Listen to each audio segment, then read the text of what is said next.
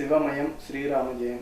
என்னை ஈன்றெடுத்த தாய் தந்தை மற்றும் என்னை வளர்த்திய குருமார்கள் அவர்களுக்கும் எனது நன்றியை கூறி என்னுடைய இந்த சிற்றுரை. பீஷ்மாஷ்டமி அப்படின்னு சொல்லக்கூடிய ஒரு அற்புதமான நாள் அப்படிங்கிறது எல்லாருமே கேள்விப்பட்டிருக்கோம்.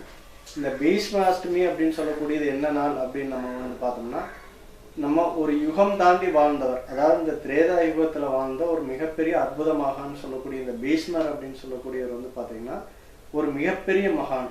இவர் வந்து பார்த்தீங்கன்னா தன்னுடைய வாழ்நாளில் திருமணம் ஆகாமலே தன்னுடைய வாழ்நாளை கழித்தவர். இவர் வந்து பார்த்தீங்கன்னா தன்னுடைய தந்தைக்கு செய்து கொடுத்த அந்த சத்தியம் நெறிப்படி முறையாக வாழ்ந்து தன்னுடைய வாழ்நாளில் வந்து வாழ்ந்துட்டு வந்த ஒரு அற்புதமான ஒரு நெறி தவறாத ஒரு மாமனிதன் சொல்லலாம். கிருஷ்ணரும் அவரும் வேற வேற ஒரு இது கிடையாதுங்க, எல்லாமே வந்து பார்த்தீங்கன்னா ஒரே அவதாரம் அப்படின்னு சொல்லக்கூடியது. அந்த அவதாரத்தில் அவரும் வந்து பார்த்தீங்கன்னா அந்த கிருஷ்ணருக்கு நிகரான ஒரு பாங்கு வகித்தவர். இவர் வந்து பார்த்தீங்கன்னா இந்த மகாபாரத்தை எழுதுறதுக்கும் அதே மாதிரி மகாபாரத்தின் ஒரு முக்கிய கதாபாத்திரத்துக்கும் இவர் ஒரு உன்னதமான படைப்புன்னு சொல்லலாம். சரி, இப்போ இவருக்காக ஏன் இந்த தர்ப்பணம் பண்ணுறோம் அப்படின்னு சொல்லக்கூடியது வந்து பார்த்தோம்னா, இந்த காலகட்டங்கள், அதாவது வந்து பார்த்தோன்னா இந்த போர் முடிஞ்சு தன்னுடைய மரண படுக்கையில் வந்து அம்பு படுக்கையில் இவர் படுத்திருந்த காலத்தில் அவருடைய உயிர் பிரியாததுனால அவர் எப்பவுமே அவர் வாங்கின வரம் என்ன அப்படின்னா, தான் நினைத்த போது தன்னுடைய உயிர் போகணும் அப்படிங்கிற ஒரு காலத்தில் வாழ்ந்த ஒரு வரம் பெற்றவர். இந்த வரம் வாங்கி வந்து பார்த்தீங்கன்னா அன்பு படுக்கையில் படுத்திருந்த போது அவர் வந்து வேணும்ன ஒரே வரம் என்ன அப்படின்னா, இந்த உத்தராயண காலத்தில் வந்து தன்னுடைய உயிர் பிரியணும் அப்படின்னு வந்து எல்லார்த்திட்டையும் வேணுது. சரி, உத்தராயண காலம் வந்தது, மறுபடியும் வந்து அவருடைய உயிர் பிரியல. இந்த உயிர் பிரியாததுனால இவர் வந்து பார்த்தோம்னா மறுபடியும் யாருக்கிட்ட வேண்டிக்கிறார் அப்படின்னா, கிருஷ்ண பகவான் இவங்களெல்லாம் கூப்பிட்டு மறுபடியும் கேட்குறாரு, ஏன் என்னுடைய காலத்தில் இன்னும் என்னுடைய உயிர் போகல அப்படின்னு சொல்லி கேட்கும்போது, தன்னுடைய கண்ணால், காதால், வாக்கால், மூக்கால் இந்த மாதிரி எந்த ஒரு இதனால வந்து ஒரு சில செயல்களை அவமதிப்பு, ஒரு பாதிப்பான செயல்களை பார்த்துன்னு வந்து பார்த்தோம்னா அதுக்கு வந்து நம்ம துணை நிற்கிறோமோ அல்லது அதை தடுக்கலினா கூட அதுவும் ஒரு பாவம் தான். அதனால் வந்து அந்த பாவம் போகாதனால தான் உங்களை உயிர் போகல, அதுவும் ஒரு பாவம் அப்படின்னு சொல்லி சொல்லும் போது, அப்போ இதுக்கு நான் என்ன பண்ணணும் அப்படின்னு சொல்லி கேட்கும்போது, தன்னுடைய சூரியனுடைய அந்த கதிர்வீச்சினுடைய ஒரு இதனால என்னை வந்து பார்த்தீங்கன்னா எரிச்சிருங்க அப்படின்னு சொல்லி அவர் கேட்கும்போது, அப்போ அவங்க சொல்கிறாங்க, சரி சூரியனுடைய சமைத்து அப்படின்னு சொல்லக்கூடியது எருக்குஞ்செடி, அந்த எருக்கு சமைத்துகளை வந்து பார்த்தோம்னா அவருடைய உடம்புல அங்கங்களாக ஒவ்வொரு இடத்துலையும் வச்சு அவருக்கு அந்த எருக்கலையை வச்சு இது பண்ணும்போது அந்த உயிர் வந்து அவருக்கு வந்து பிரியறதா ஒரு இது ஐதீகம்னு சொல்லுவாங்க. அப்போ வந்து பார்த்தோம்னா இந்த சூரியனுடைய அங்கம் சொல்லக்கூடியதுலாம் அந்த எருக்கு இலையை வச்சு வழிபாடு பண்ணும்போது அவருடைய உயிர் பிரியும் போது அவருடைய தோஷங்கள் எல்லாமே விலகி அவர் வந்து பார்த்தோம்னா சொர்க்கங்கிற ஒரு இடத்துக்கு போறாரு. சரி, இந்த இடத்துல வந்து பார்த்தோம்னா எருக்கை இலைக்கு ஏன் முக்கியத்துவம்னா சூரியனுடைய சமயத்துன்னு சொல்லுவோம். இந்த எருக்கு இலைகளையும் அதே சமயத்தில் வந்து சூரிய பகவானை வழிபாடக்கூடிய அந்த நாள் அப்படின்னு சொல்லக்கூடியது தான் இந்த ரத சப்தமி விரதம் சொல்லக்கூடியது. ரதம் சப்தமம், சூரியன் வந்து பார்த்தீங்கன்னா எல்லாத்துக்கும் தெரியும், 7 குதிரைகள் போட்டிய தேரில் வந்து பார்த்தோம்னா பயணப்பட்டு இருக்கும்போது அந்த குதிரைகள் வந்து பார்த்தோம்னா திரும்பி மறுபடியும் வந்து அதாவது அது போய் மறுபடியும் திரும்பி வர்றதுக்கு உண்டான அந்த வாய்ப்புகள் தான் அந்த ரத சப்தமம். அந்த ரத சப்தமம் திரும்புகிற நாள் அப்படிங்கிறது தை அமாவாசையிலேருந்து 7வது நாள் ரத சப்தமி. ரத சப்தமியில் தை அமாவாசையிலேருந்து வளர்பிறையில் 7வது நாள் தான் இந்த விரதம் அனுஷ்டிக்கப்படுது அப்படின்னு சொல்லுவாங்க. இந்த ரத சப்தமி அன்னைக்கு வந்து பார்த்தீங்கன்னா சூரியனுக்காகவே வழிபடக்கூடிய ஒரு அற்புதமான மாமருந்து, ஒரு அற்புதமான ஒரு கைங்கரின்னு சொல்லலாம். இந்த நாளில் தான் வந்து பார்த்தீங்கன்னா நம்ம முன்னோர்களை வழிபாடு பண்ணுறதும் இந்த பீஷ்மருக்கு தர்ப்பணம் கொடுக்கறது இது எல்லாமே வந்து பார்த்தோம்னா இந்த வழிபாட்டு முறைகள் இந்த எல்லாமே அந்த அன்னைக்கு விரதம் இருக்கிறது பல 1000 மடங்கு பெரிதாக சொல்லுவாங்க.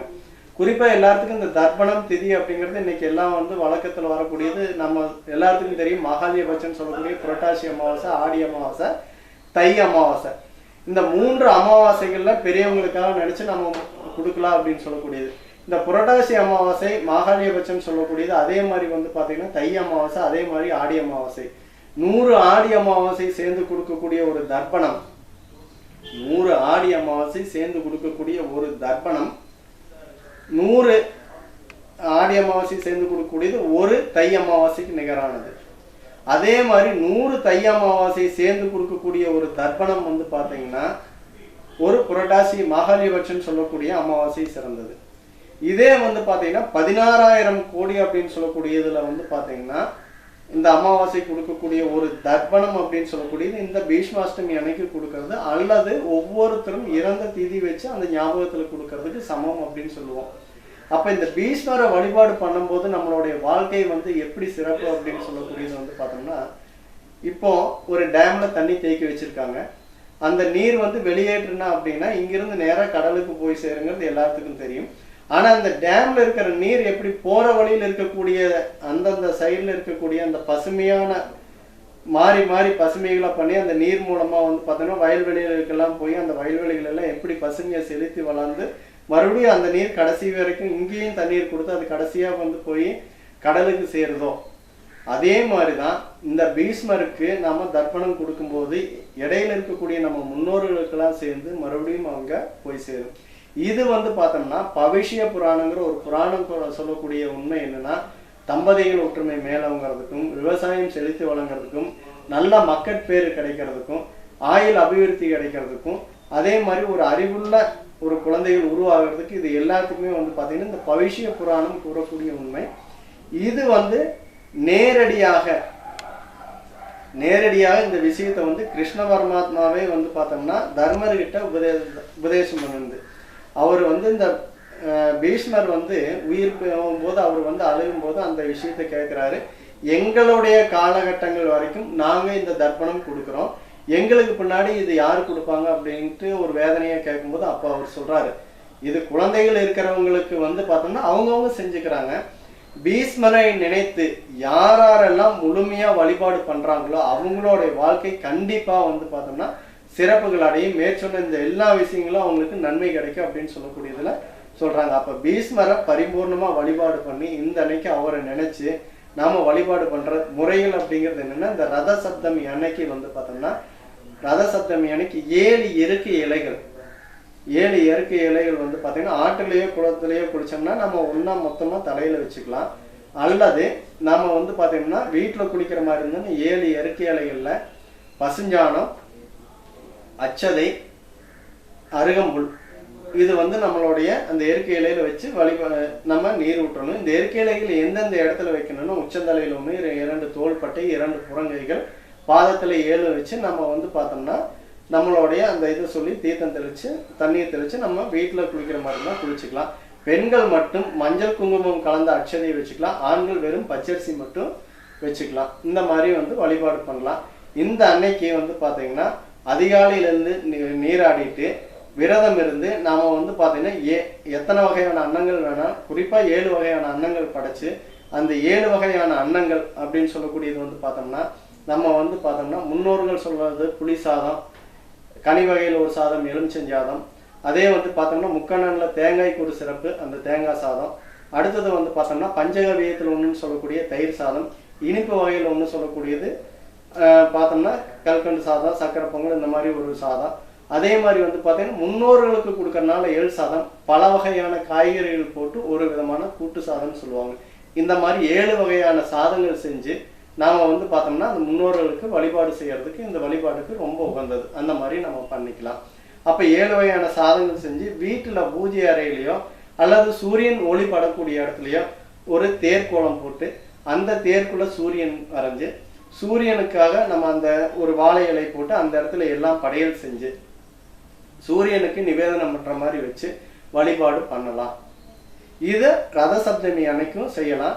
இந்த ரத சப்தமி அன்னைக்கு வந்து பார்த்தோன்னா விரதம் இருந்து வழிபாடு பண்ணுவது வந்து பார்த்தோன்னா ஒரு பல ஆயிரம் மடங்கு பலனை திருப்பி கொடுக்கக்கூடிய ஒரு அற்புதமான மாமரம் தானே.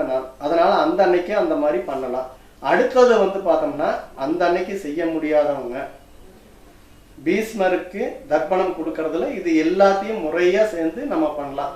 காலையில வந்து பார்த்தோம்னா திலக ஹோமம் இந்த மாதிரி இதுகளுக்கு அந்த திலக ஹோம தர்ப்பணத்துக்கு எல்லாமே பண்ணி அதிகாலையில நம்ம பண்ணிட்டு அதுக்கப்புறம் வந்து பார்த்தோம்னா இந்த ஹோமங்கள்னா சகலாரிஷ்ட சாந்தி ஹோமம்னு சொல்லக்கூடிய அத்தனை விதமான இதுக்கும் சேர்ந்து ஒரு ஹோமம்.